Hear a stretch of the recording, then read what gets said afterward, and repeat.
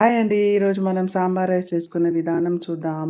ముందుగా గిన్నె పెట్టి అందులో నూనె వేసి వేడయ్యాక జీలకర్ర, ఆవాలు, ఎండుమిర్చి, కరివేపాకు వేశాక పోపు, పచ్చిమిర్చి, మునక్కాడలు, సొరకాయలు, క్యారెట్, బీన్స్, దోసకాయలు, అరటికాయ ముక్కలు వేసి కలిపాక పసుపు, సాంబార్ పొడి, కొద్దిగా ఇంగువ పొడి, కొద్దిగా కారప్పొడి వేసి కలిపాక కొద్దిగా వాటర్ వేయాలి.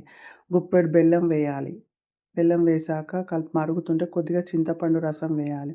అది మరుగుతుంటే పప్పు మిక్సీ వేసుకొని జారుగా కలుపుకొని అందులో వేయాలి. వాటర్ వేసుకోవాలి చిక్కగా కాకుండా. కొద్దిగా కసూరి మేతి వేయాలి. ముందుగా అన్నం ఉడికించి మెత్తగా ఉడికించి పెట్టుకోవాలి.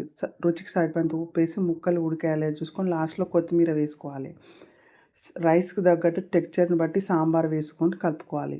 మాది క్యాటరింగ్ కాబట్టి మా దగ్గర ఉన్న వెజ్జీస్ వేసినాము. మీ దగ్గర ఉంటే ఏవైనా వేసుకోవచ్చు.